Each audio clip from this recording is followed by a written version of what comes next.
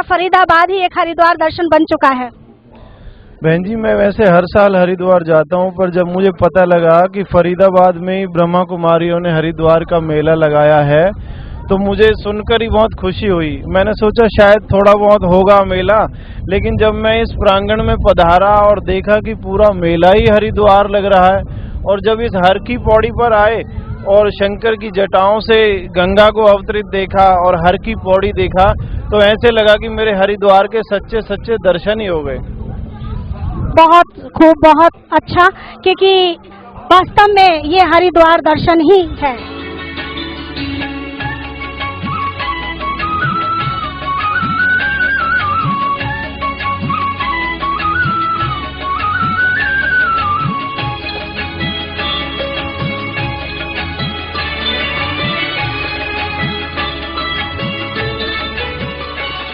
आप ये देख रहे हैं 10 फुट लंबा अजगर, जो पाप नामक एक राक्षस इस सृष्टि को निगल रहा है, और इसमें सभी मानव दानव के रूप मुंह में जा रहे हैं, और सभी त्राही कर रहे हैं, मायूस हैं, अपने आप से घबरा रहे हैं, बचाओ बचाओ कह रहे हैं। तो ऐसे समय पर इनको बचाने के लिए सृष्टि पर कौन आएगा?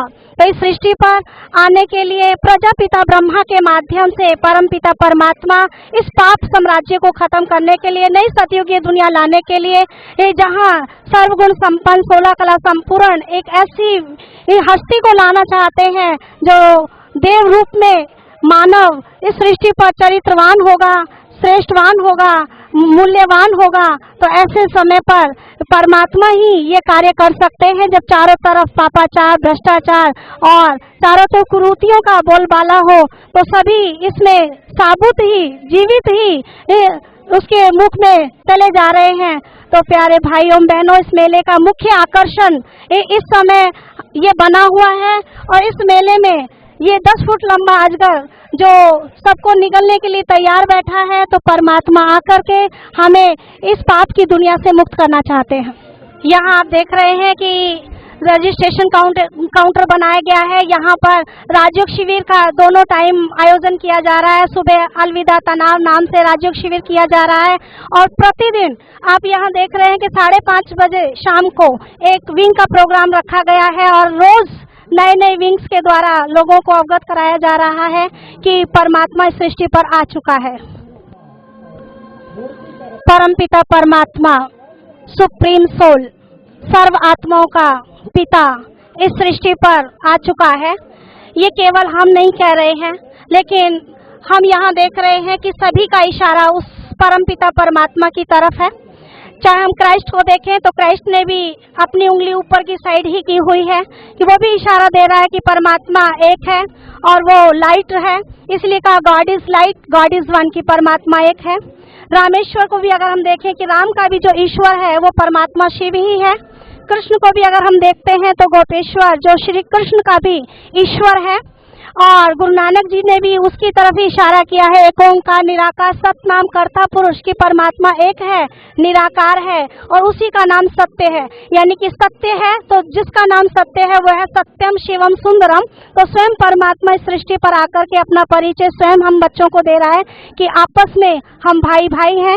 इसलिए संसार में एक कहावत बनी हुई है कि हिंदू चीनी भाई भाई, हिंदू मुस्लिम भाई भाई, तो वास्तव में हम सबका पिता परमात्मा वो एक है। पुरुषोत्तम संगम युग, तो परम पिता परमात्मा जो इस संसार में जब अवतरित होते हैं, तो एक प्रजापिता ब्रह्मा ईश्वरीय विश्वविद्यालय की जो संस्थापक हैं, प्रजापिता ब्रह्मा के माध्यम से ही इस कार्य को शुरू करते हैं। तो इसमें यही दिखाया गया है कि ब्रह्मा को कमल आसन पर दिखाया गया है कि हमारे जीवन में सुख शांति का आधार पवित्रता है, और जितनी हमारे जीवन में पवित्रता होती है और वो पवित्रता आती है ज्ञान के द्वारा, तो परमात्मा प्रजापिता ब्रह्मा और ब्रह्मा कुमारियों के माध्यम से ईश्वरीय ज्ञान को जन जन तक पहुंचाने के लिए इस सृष्टि पर आ चुके हैं। और हम यहाँ देख रहे हैं कि प्रजापिता ब्रह्मा जो एक मानव तन सामने दिखाई दे रहा है, लेकिन आज हम मंदिरों में देखते हैं कि शिव के साथ नंदीगण भी दिखाते हैं। तो शिव निराकार ज्योति बिंदु स्वरूप और नंदीगण एक जानवर रूप में दिखाया गया है। तो इस सृष्टि पर पाप का नाश हो चुका है और सर्वगुण संपन्न, 16 कला संपूर्ण, संपूर्ण निर्विकारी, मर्यादा पुरुषोत्तम, अहिंसा परमो देवी देवता धर्म, जिसमें सबसे पहले श्री कृष्ण का अवतरण होता है। और श्री कृष्ण का अवतरण ही इस बात का सबूत देता है कि ये सृष्टि स्वर्ग बन जाती है, जहाँ चारों तरफ खुशहाली, चारों तरफ प्रेम, चारों तरफ आनंद, चारों तरफ हर्षोल्लास का नजारा नजर आ रहा है। और यहाँ पर स्वर्णिम दुनिया, कैसी सुहावनी दुनिया होगी, घी दूध की जहाँ नदियाँ बहेंगी, जहाँ कृष्ण भी माखन खाएगा और कृष्ण के साथ गोपियां भी माखन खाएंगी, ऐसी खुशहाली भरी दुनिया अब आ चुकी है। और आने के लिए परमात्मा हम सबको प्रेरित कर रहा है कि ऐसी दुनिया में हम सबको जाना है और उसके लिए हमें अलौकिक, पावन, सुंदर, मन भावन अपने जीवन को श्रेष्ठ बनाना है।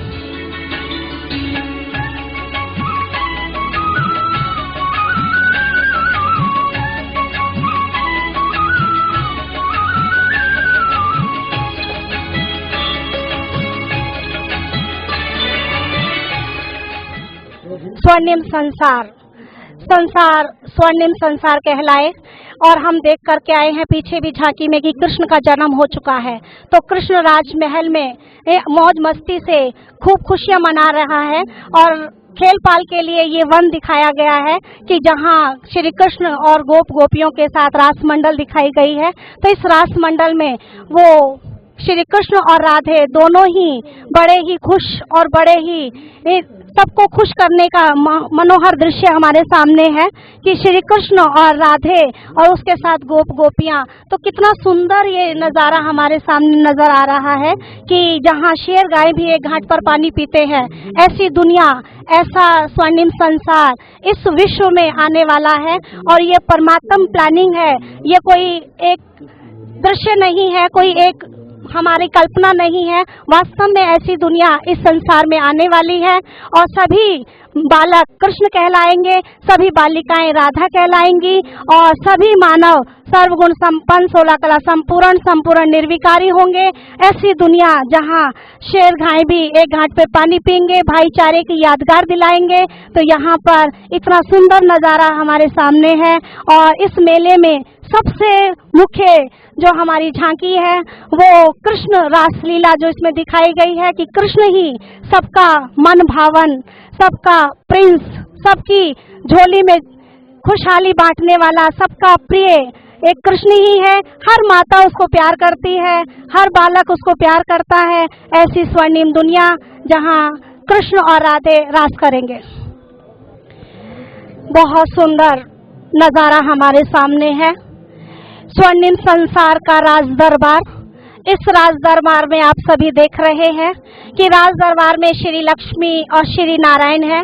दुनिया में भी कहा जाता है जहां डाल डाल पर सोने की चिड़िया करती थी बसेरा, वो भारत देश था मेरा।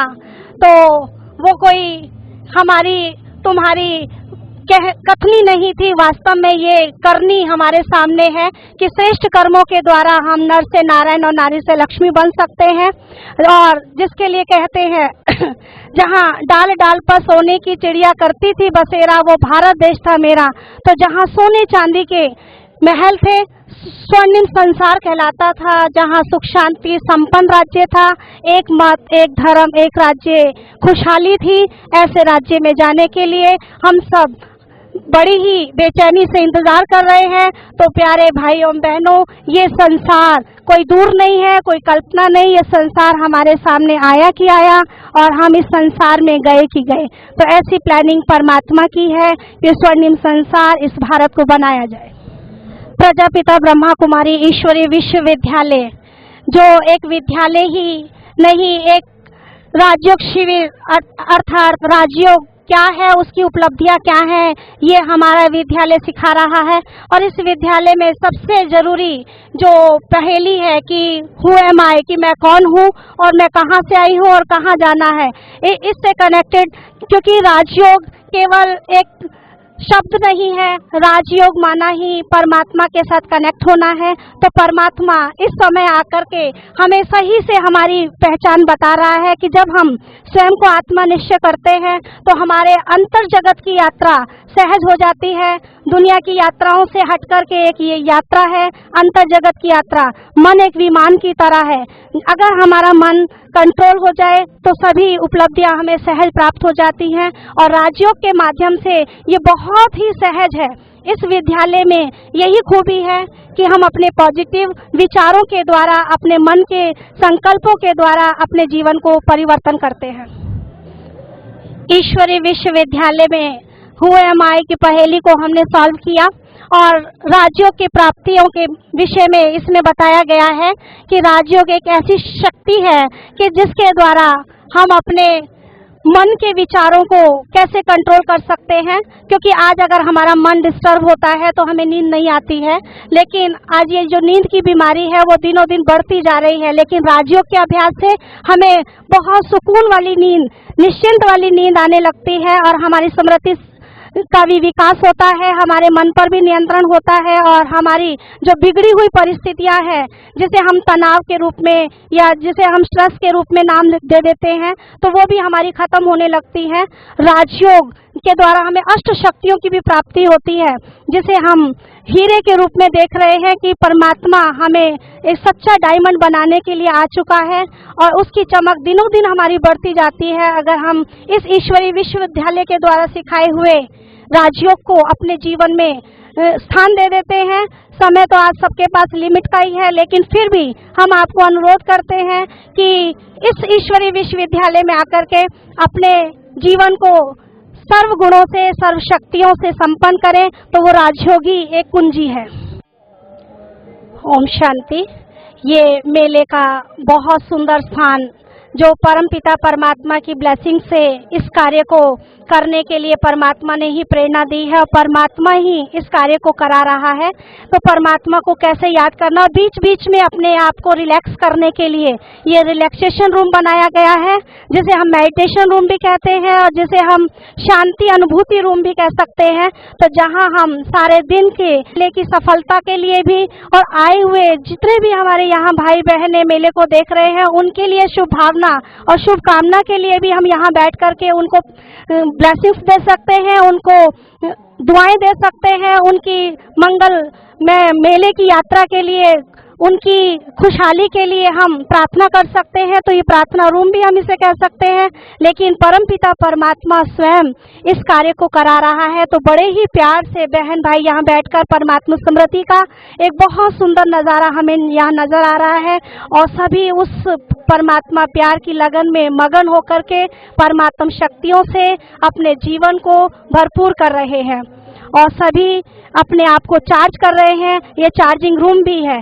तो इस रूम में आकर के हमें एक ऐसी अनुभूति है, ऐसी हमें प्रेरणा मिलती है कि यहाँ पर जो भी आए वो भरपूर होकर के जाए, सर्व शक्तियों से, सर्व गुणों से, धन धान्य से संपन्न होकर के जाए। ये परमात्मा की दुआएं हैं। ये इस मेले का दूसरा रजिस्ट्रेशन काउंटर है।